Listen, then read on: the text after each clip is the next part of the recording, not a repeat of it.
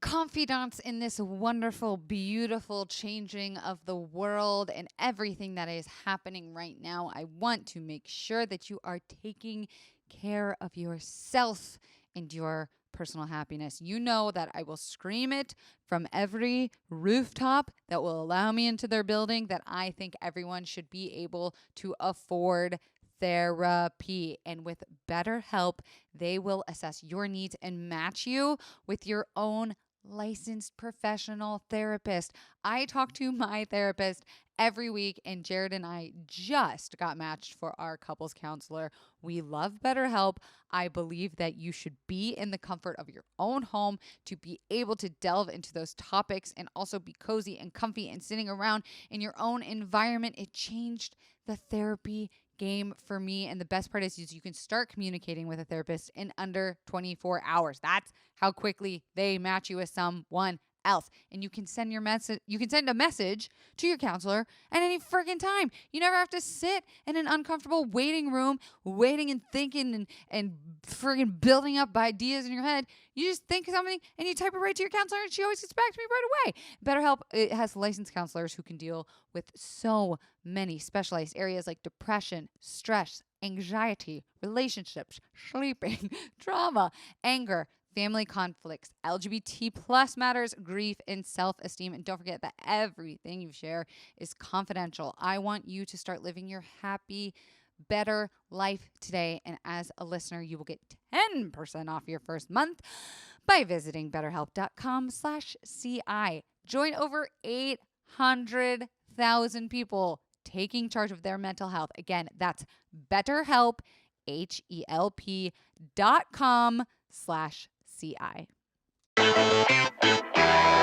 Welcome to another episode of Confident Leaders Podcast, where we are absolutely sure we don't know everything. And I am super excited to introduce this week's guest because this is a topic that I don't know much about. It's about a scandal I don't know much about. And in these times of COVID, I'm so thrilled to talk about this world in general. So I would love to introduce from the podcast Stripper Stories, our very own stripper, dancer, sex professional, Chloe. Welcome to Confidently Insecure. Thank you so much for having me, Kelsey. Oh man, I am so thrilled to talk to you because I don't know if you know this, but I am from Florida, where it is the strip club capital of the country, better than Las Vegas, Miami. A lot of people don't know it. So I have spent quite a lot of time in strip clubs, especially at the ages that I should not have been there. But I also want to tell our listeners and /watchers, if you're watching on youtube.com/KelseyDarragh, that Chloe is remaining anonymous because of the specialty of her work. And you will see that her screen is tilted down just to give a little bit of anonymity to your beautiful face. So first of all, just tell me about that. Like, tell me about the choice to kind of remain a bit anonymous talking about this work in 2020. Well, I mean, for me, it's less of an issue. Like I'm very comfortable with what I do. If anyone were to ask me at a party, a social event, on a podcast, I'm like, yeah, it's fine. I'm a stripper, I'm a dancer, I've dominatrix, I've been a walker, I've done a lot of like different jobs, but it's more for the muggles that are involved in my podcast, who have been on the podcast since the beginning, who tell their stories. It's kind of like, oh, okay, if you see my face, everyone will know who they are, kind of thing. Right. So for me, it's not much of an issue. And everyone wants to see a bit of boob nowadays. There's nothing wrong with it. Even Instagram is just all over with the ONLYFANS and the strip club. Everyone wants to, like the Hustlers movie. It's very gentrified. It's very out there. So yeah, it's not mostly for me, but for other people. And that's kind of sad in a way, but you just got to respect their choices. We totally respect that. I think the confidants 100% understand, like, listen, we are not here to fuck up your coin. We are here to support you, supporting your muggles. And I love that you use that reference. So let's first dive into, because I cannot wait to talk about OnlyFans and the scandal that happened with Bella Thorne. But let's first talk about how COVID has changed the world of dancing in strip clubs. Like, walk me through what the fuck this year has been like for you. Like I literally just said to you a second ago, I was like, it's dried up. It is like tumbleweed, weed. I'm sure that's like, is it the same in Florida? Is I mean, it the same in America? I live in Los Angeles now, and I Yeah. can tell you I have not seen a single person outside any of the clubs. And I don't even know like if there's laws against that. Like I can Google it real fast if clubs are open, but are they open where you are in the No, UK? literally. It'll be the last thing open. So we are like ground to a halt. Other people, you know, all of my girlfriends who were avid dancers 5 nights a week in the club, they're all doing different things now. Unless you've got a sugar daddy or a secret dungeon somewhere, or I mean, even escorts. Like, I mean, I've never gone that far personally. That was where like I drew the line for myself. But a lot of my girlfriends, they work as escorts. I mean, they've only just started going back to work now. And is there so like testing available in the UK? Like, have you gotten tested or? I haven't personally, because I haven't come into contact. I work on CAM now, which is like an adult work campsite. So no COVID is being spread through the internet vibes. It's quite nice. But I think with escorts, I think a lot of them have had tested. But still, it's like, it's still up in the air. We don't really even know if it's a thing. Like, right. Like we're taking chances. I think a lot of people going back to work, and it's been a conversation about like, hello, I have to keep my lights on and I have to make money. But with escorting, I imagine that's like up to the client's discretion. And the red lights are still on. You can see them flickering on. Like, honestly, that's what happens in London. It's like red lights. Like, it's like red light district. Ish, yeah. There's parts of London like that. So it's like, you can see girls working and you're like, oh, okay, good for you. But it's like, stay safe, stay happy. Right. But, I have to imagine like if you're in that sort of environment, you know, you're literally coming into close contact with strangers multiple times a week. So I'm sure, like I said, it's probably up to the discretion of like the clients at that point. I don't know if it's necessary. Like, do you feel like that's safe to be working in contact? You said you're doing cam work, so clearly you've drawn a line, but yeah, for me personally, no. And it's like almost going on a Tinder date. Would people be doing that now? And like going like, no one does that anymore. Like, and the condom doesn't fit around the whole of your body. Like, it's, do you know what I mean? Yeah, it's like not gonna happen. No touching. Like do we know if COVID spreads through bodily fluids of the sexual nature, like cum? We should find this out. We need a scientist. Can we bring one on? Literally, I don't know. I mean, for me personally, I'd rather just stick to the camming. But yeah, I don't know. I mean, I've heard a lot of girls are working, and so. Any horror stories? Have you heard any COVID stories? No, not yet. I mean, no one's gonna say it, are they? Though they're not gonna be like. Really? I don't know. I weirdly feel like maybe it's different in sex work, but just in LA in general, I feel like people have been weirdly open about it. Kind of like it's been like a badge of like, I have contracted the COVID and I stayed safe. And like, I don't know. I know a lot of people who have it or have gotten it. So it's, I don't know, it's weird. But let's talk a little bit about how, okay, like the strip club scene has dried up. Are you freaking out, or are you like, yes, now I get to stay home in my pajamas and do cam work all day?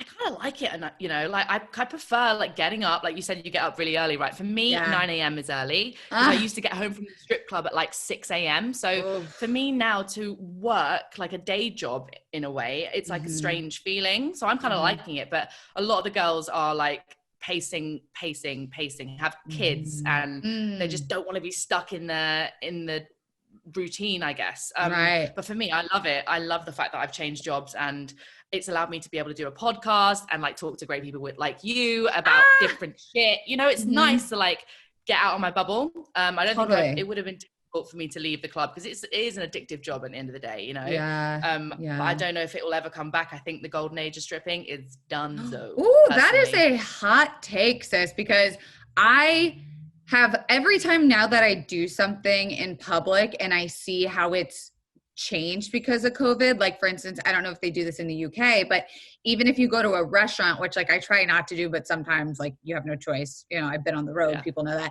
but like you go to the restaurant and instead of handing you a menu, which is like a sticky piece of paper that everyone's holding, they have these QR codes that you scan on your phone and it immediately brings up the menu digitally. And I'm like, this is something we should be doing forever and ever, because now we don't have to fucking touch those disgusting menus and we are not wasting paper. Yeah, for real. That's what I think. I mean, I don't know how that's going to work when it comes to like paying, like tipping strippers. I'm not Bitcoin.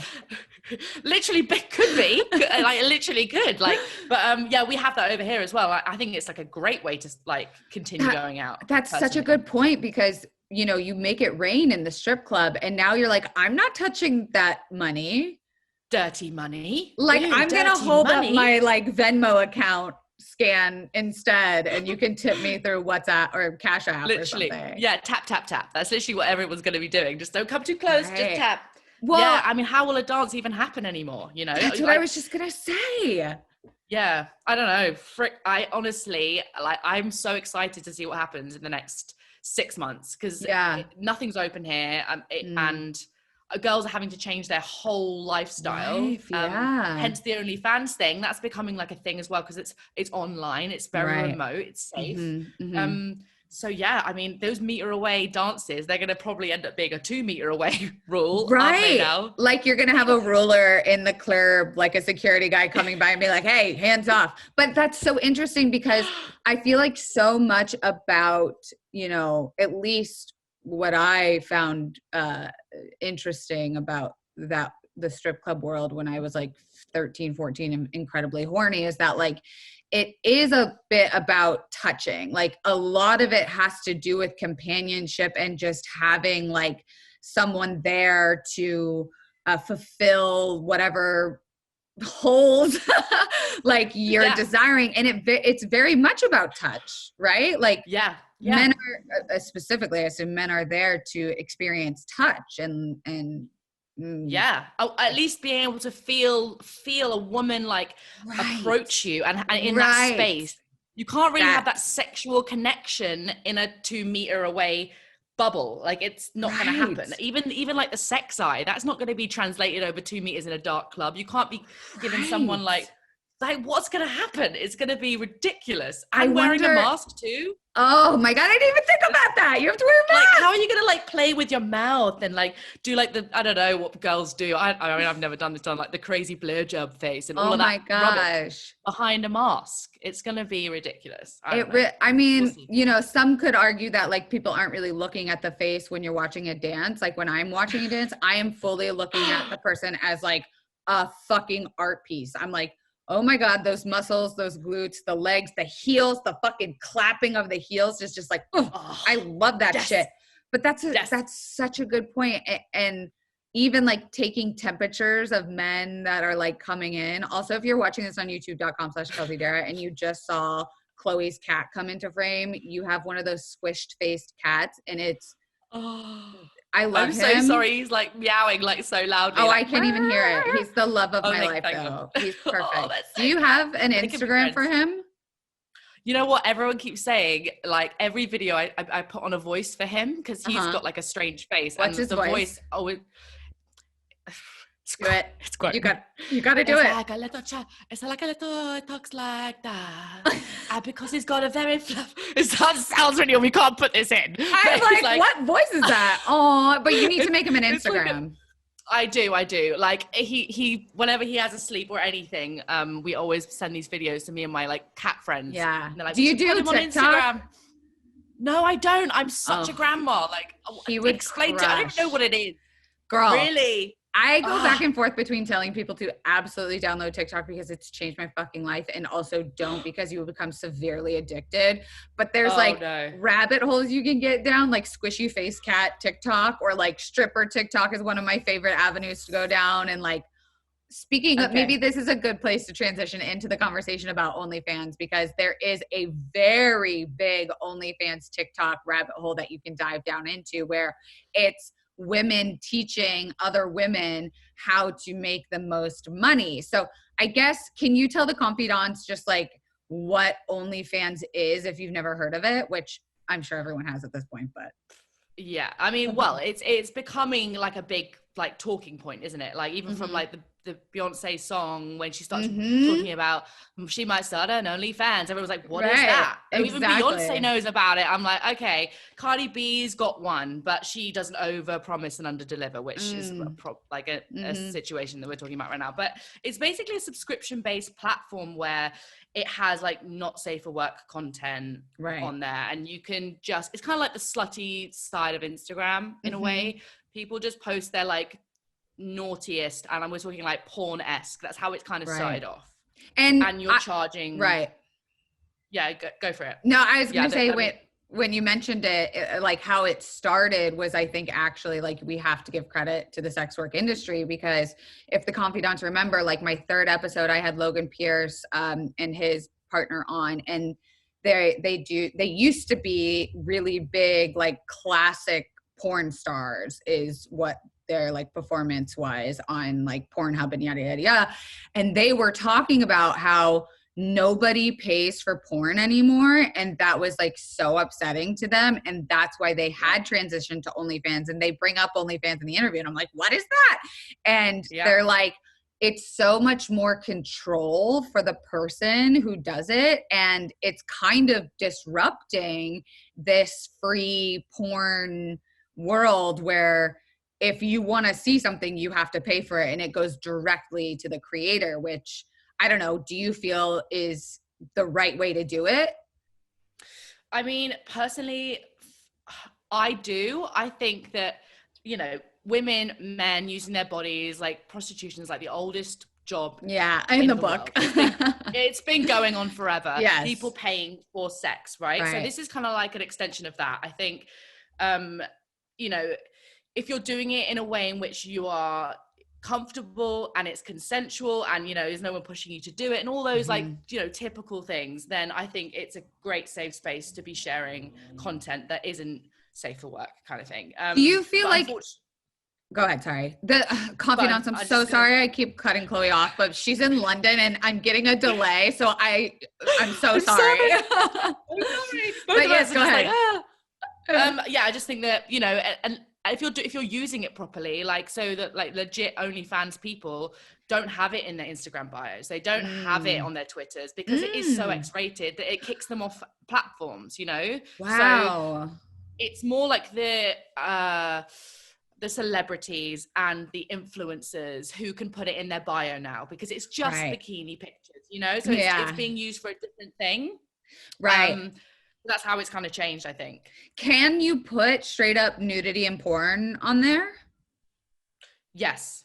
Okay. Yeah. I'm just wondering what like the limitations are. You can do any, like, can you do like kink and I mean, I think it's up to the discretion of the person, but absolutely. I think it's a very safe space, but you have to like not overpromise, underdeliver. You tell your like subscribers what you're putting out, and they pay for a specific picture or a monthly subscription, yearly, whatever. You can also tip the person as well. Oh, right. Yeah, that will get into the conversation about what happened with Bella Thorne. But I wonder, is like OnlyFans being moderated to make sure there isn't any like illegal content on there, like underage or you know, rape fan yucky stuff.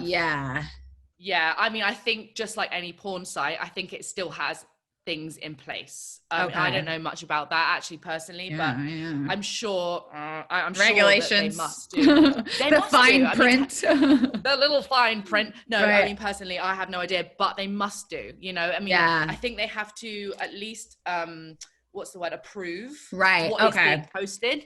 I don't think people can just under the radar just post anything, like ex-girlfriend revenge porn shit, like, oh god. So let's talk about the Bella Thorne scandal, because I know you have opinions about this. So for the confidants who don't know, I guess you should probably explain it, what happened. Well, I mean, if you haven't seen it already, like, it's another one of those things, like a muggle kind of dipping their toe in the water, saying, you know, to the world, I'm gonna like publicize sex work. I'm gonna do something, you know, from a really great place in my heart, and I'm also going to promote my new upcoming film with it. But you know, like that's kind of how it went. And we were like, oh, okay, great. She's got like a big crew of people. They're all like working behind the scenes to do these amazing shoots. She's saying that she wants to be more sexually free, and Bella Thorne naturally isn't the of princesses, is she, from Disney? No. She's quite like, you know, feminist out there. Like, bodies are beautiful. She's like what Miley Cyrus would have been if Miley Cyrus hadn't have been censored by the Disney Channel. Like, I think that's why a lot of young people love Bella Thorne, is because she was like, oh, I'm not waiting for the approval of media to allow me to be this thing. Like, I'm just going to fucking do it. And I think the younger generation appreciates her liberalism. So she started in OnlyFans. Yeah, she did. And we were all like, great. Like, this great woman who's like, you know, is like, you know, shouting from the rooftops how great it is to be a sex worker and like owning your body, right? Yeah. And we hope it came from a good place. And then it was kind of like, she made $1 million in a day, and we were what the fuck? Mental. Yeah. So she was charging a lot. I was gonna say, so she made $1 million by charging her subscription at a high amount. So it wasn't high amount. It wasn't necessarily like, what is the highest? I think so. Subscribers can tip creators $200 for the most, and pay per view of content for a maximum of $100. Okay, so she charged the most, limit, which is interesting because it's like, when you're paying that amount, you think you're going to get something that like no one else can see, and you're getting something very exclusive. And it's almost like, you know, all those women and celebrities that got hacked and their nudes leaked, like it almost feels like this is them taking the power back of that moment. Like, you're not going to blackmail me. I'm going to release my nude, like leak your own nudes, you know, 2020 or whatever. And there's nothing, I mean, I think great. Like, fucking great. Like, take the power back, show a tip. There's nothing wrong with it. And if you can get paid for it, I mean, a girl's got to eat. I mean, I know $1 million in one day is like a lot of eating, but seriously, she made 1 million in one day, and then it ended up being 2 million in a week. So it was a record for the platform, and everyone was like going crazy over it. And then the chargeback started happening because she was overpromising and under-delivering. So basically what happened is people subscribed, and like their credit cards or whatever got charged. And she was, you know, promising, like when you think of OnlyFans, you think you're going to see Bella Thorne naked. And then it wasn't, it was just like her posting sexy pictures. So a bunch of people asked for their money back, which created a huge issue with OnlyFans's like billing department. So it was like, she made $1 million, I'm putting in quotes, but then people were like, wait, this isn't what you promised. Fuck this. I want my money back. And then OnlyFans went, wait. We can't do that. We've never had this happen before where someone makes this much money and now people want their money back. So it became a huge problem for sex workers on the platform, because then OnlyFans decided to put a cap on tipping. Am I getting that right? Yeah, they put a cap on tipping and on the able to view content. So it went from like $200 the tipping down to 100. Then it's gone from able to view content from 100 to $50 now. So it's like halved completely every single person on the platform, and they don't get their money now until after a month, just in case there's chargebacks.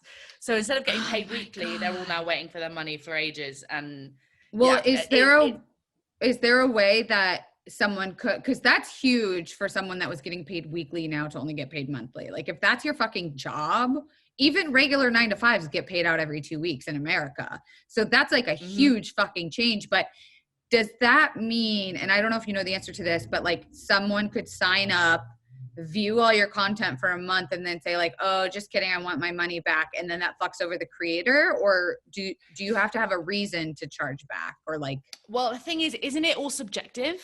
So like, you know, like isn't like getting a lap dance in a strip club, right? You know, when a guy's like, that wasn't filthy enough for me, like, well, actually, fuck you, I literally showed my asshole. Like, and he's like, yeah, but I want you to show your second asshole. And you're like, well, do you know what I mean? And you're like, okay. So it could literally be that deep. You're like, how can someone charge back over something that is so subjective, right? So I don't know. I mean, I hope that it's not going to be such a massive issue for women, but it is proving to be so. from Twitter Yeah. and Instagram. Yeah. Because I think what I saw, at least on social media, was, I mean, not only, well, it was kind of divided. Half of them were like, thank you, Bella Thorne, for putting OnlyFans on like a public platform so that now we're going to get paid more. And then the other creators were like, fuck her. She's completely ruined this for us now. Like, she's fucking up my bag and I can't get paid. And like, it's kind of that catch-22 of like, well, you might be getting paid half, but you have more viewers, but that's not necessarily true for everyone. So how have you seen like your friends react to Bella Thorne's scandal? It's completely split, just like you said. Like, you completely nailed it. Like, it's almost like we all know from being in a strip club, you do step on another girl's face for the money. That's just how it works. It is cutthroat. We have watched Hustlers movie. No, but it is. It's like, it literally is the most cutthroat. It's like rip the weave out, like pull the pussy. My God. Like, it is bad. So like, we all know what it's like to just make our money, right? At the end of the day. So that's what kind of Bella Thorne has done in a fashion, but obviously like fluffed it up a little bit to make it like, oh, well, but I'm doing it for the greater good. But no, you're not really. You're just, you're making your money and you're splitting, which is what every dancer has done. So you can kind of understand it. You can't blame her, but at the same time, you can blame her. It's a struggling industry, isn't it? It's like it's going through an economic crisis, just like everything else, and it's hard to be talked about as it is, and so it's a funky one. I'm just like, I personally wouldn't have done it, but I know a lot of girls who probably would have. Right. So I think the like latest update with her that she posted about with OnlyFans is that she was going to use this content to talk with OnlyFans of like, you're actually welcome that I pointed out this issue in your platform, and I'm using this scandal to now talk about the problem I created. Like she tweeted that she was having like meetings with the top of OnlyFans, and like, is she going to donate the money? Is she going to give that to create? Like, she doesn't need $1 million fucking dollars. Exactly. It's just, it literally is like a drop in the water for her. It's completely unnecessary. Right. But it's just, I don't know. I hope she donates it to somewhere. I hope she donates it to a fund. There's loads of stripping funds, isn't there, out there? Like, I didn't know that. Out of work. Yeah, there is. Like, strippers collectives out there that they've kind of like done a GoFundMe page for like out of work strippers. I'm like, great, maybe she'll donate it to that. Or like a cat's home. We'd both be happy with that. Do you know what I mean? That's the thing is, I think because now like she's outwardly been such a feminist about like body positivity and sex work, that if she didn't right this wrong, it would go completely against her brand that she's kind of created for herself anyway. Yeah, for real. I completely agree. And it's not the issue that she started an OnlyFans, because I think any woman on the planet, I will start an OnlyFans at some point if the money dries up somewhere. I mean, there's nothing wrong with it. Do it. Like, show your body, be proud of it. But it's not, that's not the issue. It's like the over-promising and under-delivering. Like, so many people, like celebrities like Cardi B have started them, but she said, there's no WAP in my OnlyFans. There's no tits or arsehole in my OnlyFans, but you can still come and subscribe to it, and you'll see like backstage this, backstage that. And it seems like a lot of people are blaming the women when we really should be blaming the platform, which like classic, right? Yeah, I mean, it's classic. It's just like anything. It's like in the dancing clubs, no touching. But you're like, well, but they kick the stripper out, but they don't kick the person who was touching. It's just it's like that thing. It's like I do understand that like the platform, they do need to step up and say something, and maybe not just tarnish everybody with the same brush. Right. Treat this as like a special case. I wanted to read her tweet that she posted, bitch, I'm Bella Thorne. She says, part 1, remove the stigma behind sex work, and the negativity that surrounds the word sex itself by bringing a mainstream face to it. That's what I was trying to do to help bring more faces to the site, to create more revenue for content creators on the site. I wanted to bring attention to the site. The more people on the site, the more likely I have a chance to normalize the stigmas. And in trying to do this, I hurt you. I have risked my career a few times to remove the stigma behind sex work sex work, porn, and the natural hatred people spew behind anything sex related. I wrote and directed a porn against the highbrows of my peers and managers because I wanted to help with the stigma of sex. I am a mainstream face, and when you have a voice, a platform, you try to use it in helping others and advocate for something bigger than yourself.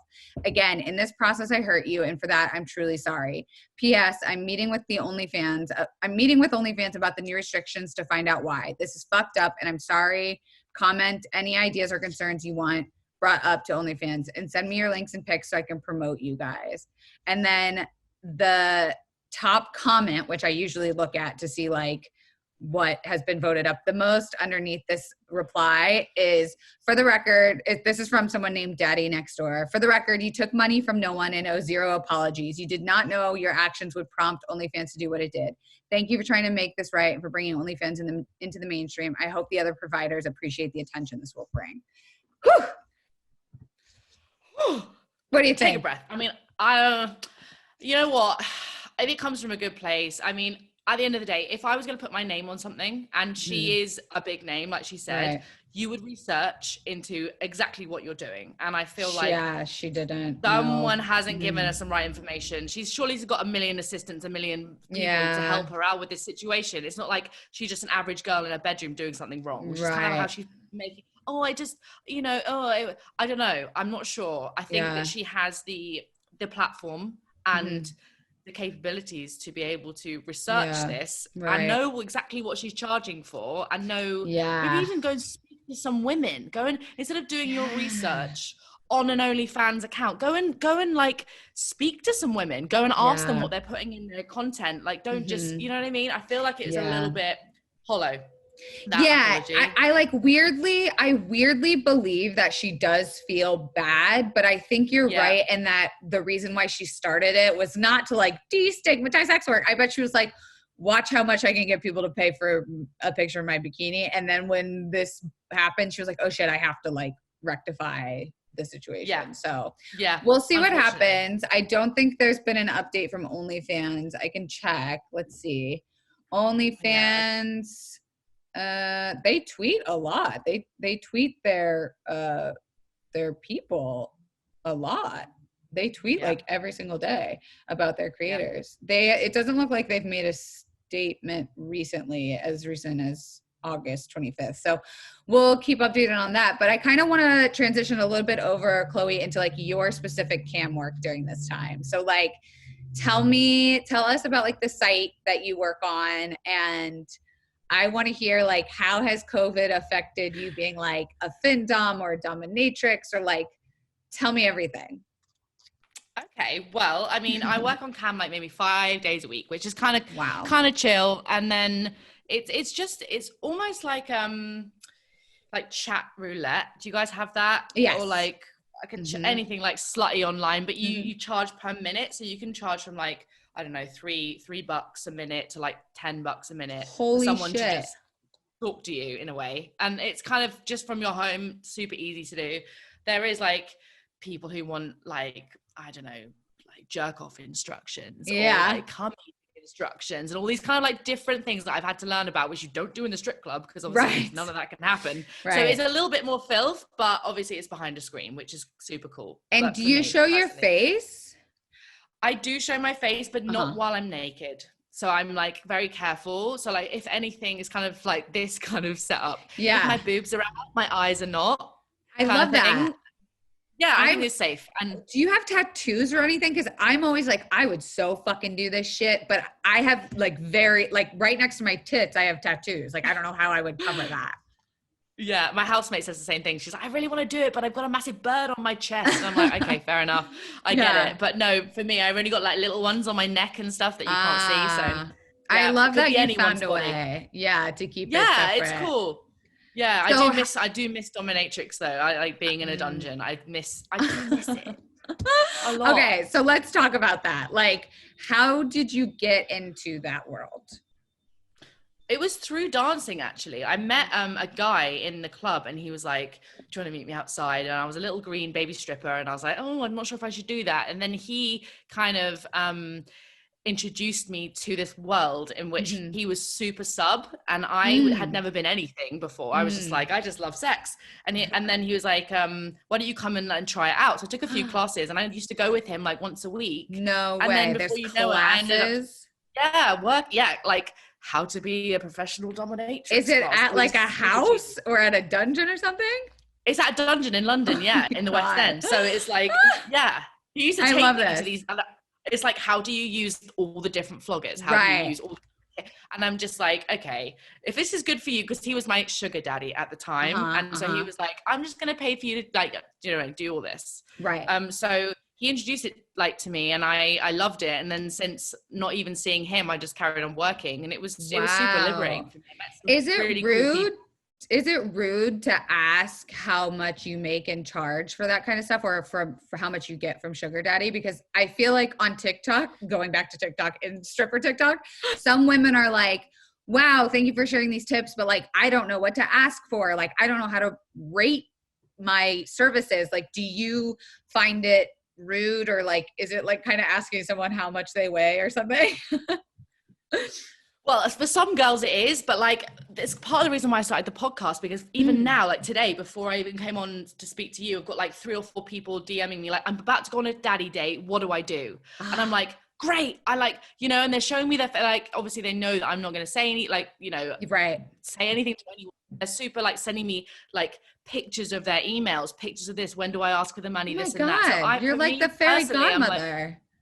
I mean, like, but no, not really. I'm just like, talk to me. I really enjoy speaking to women about this. And if I had like that kind of outlet when I was first starting, I would have loved it, because I made so many mistakes. Oh, really? Like when it comes to the money, kind of like, you feel a bit nervous about asking for it when you're on a sugar daddy date with this older gentleman who obviously clearly knows the ropes, and you're green. Right.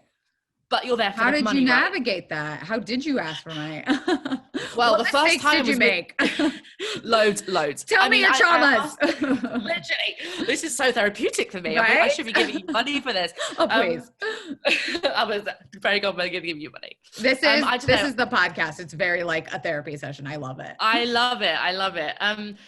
It was with this guy, actually, I was with for 4 years. So this guy introduced me to the dominatrix side. And there's a story about it in my podcast. He actually passed away. So that's kind of how it ended. And it was like a proper drama of like a relationship with the sugar daddy. That's the last one I'm ever going to have. But he introduced me to everything. So before I met him, I was like, can I have half of the money up front? And he was like, this is not how it works. You might do a run-up before you've even arrived. I'm like, okay, so you don't do that. So I've made loads of different mistakes. Or a guy will be like, I'm going to pay you into your bank, but it takes about 24 hours to go through. So, and you're like there, and you're a little bit drunk. You've had a few Prosecco's or like whatever in a hotel room. And then you wait for the money. You've like been there all evening with him talking, whatever you're doing. And then the next day the money doesn't come through. That's happened a lot of times with girls that they get completely scammed out of money. Yeah, so it's cash, always cash. Always cash. You have to see it in your fist. And do you know what I mean? Before any fisting or anything happens of any kind, you need it in your fist. I watched the series The Girlfriend Experience on Stars. I don't know if you've ever seen it. It's with Riley Keough. It was really popular, and it gives a very good detailed account of like the steps and the process of she would walk in, and the first thing she would ask is like to see the money, and it would be in an envelope on the thing, and like he would back up and she would approach it and look at it and then leave it, and then I watched being like, okay, so this is how it happens. And also just like the different kinks and asks that the client would have, she would have to wear many different hats of like, okay, this person wants this guy is looking for this experience. Like, do you have to navigate that pre-meeting?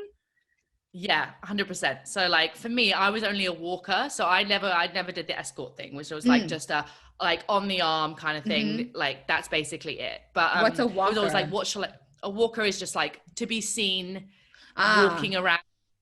And so actually for a lot of women, that's even more personal than being an escort in a hotel room or something, because people do see you out and they see you with you know, maybe an older guy, might be a younger guy, might be a girl, might be whatever. And so you're seen publicly. So there's a lot of stigma around that.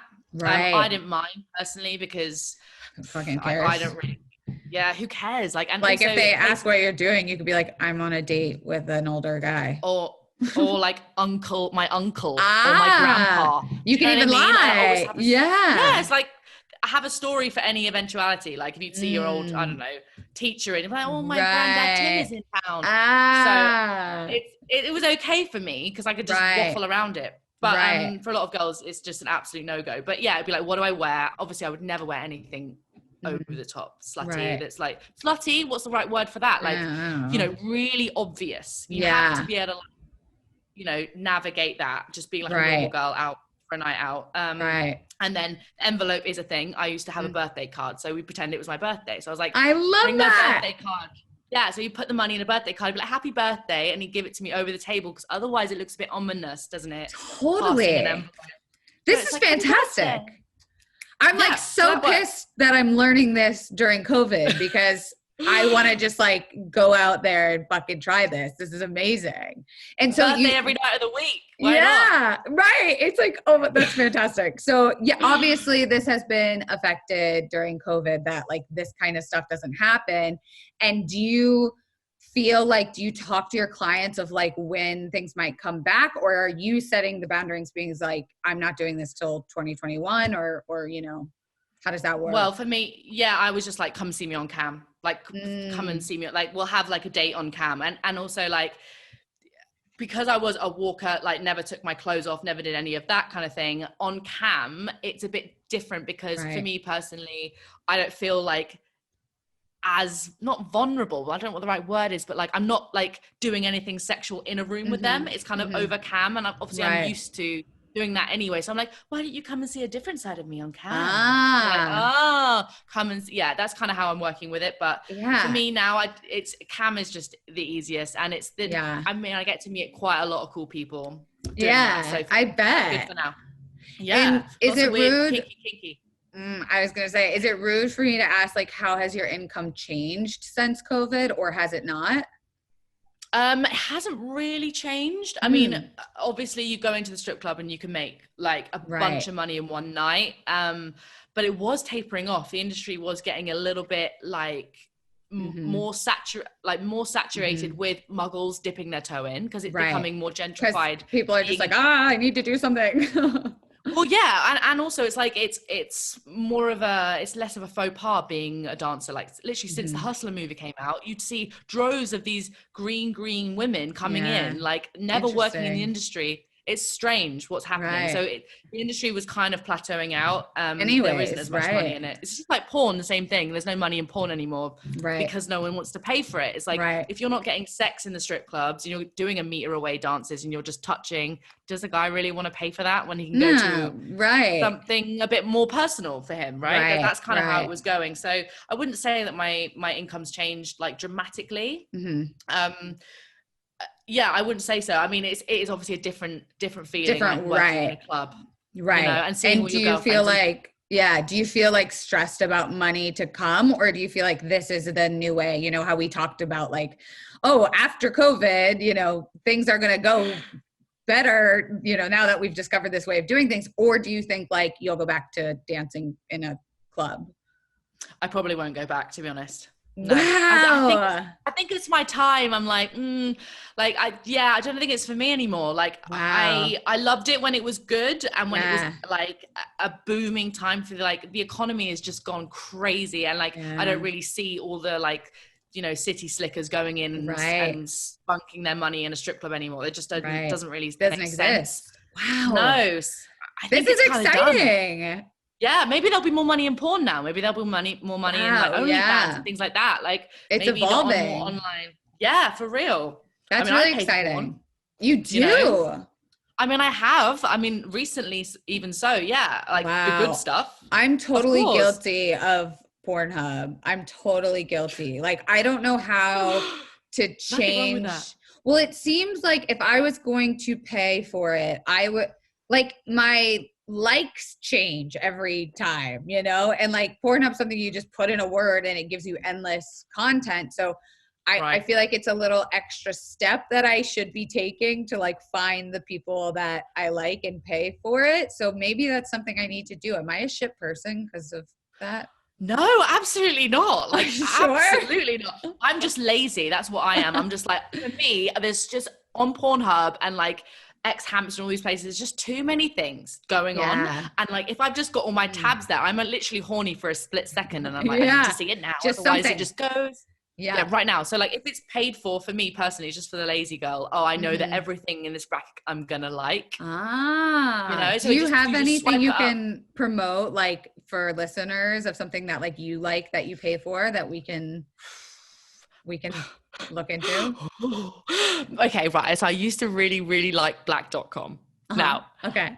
Not just because it's black dick. That's not the thing. Because it's all different types of dick. But it's like the way it's shot. I mean, they have different angles and you just know that it's going to be good quality, but still filthy. Okay. Like there's other filthier platforms as well, which I probably won't say because you don't want to all give the boys that I'm dating, they might be like, she is, they know I'm on this podcast. Yeah. But, you know, like, but like black.com is super good. There's also the premium of Pornhub as well. That is free for a little bit. They give you like a free week. We just had a holiday in America that it was, what was it? Labor Day, fucking whatever. And they were like giving it as a promotion a week free. Oh, amazing. That's so good. Was it different?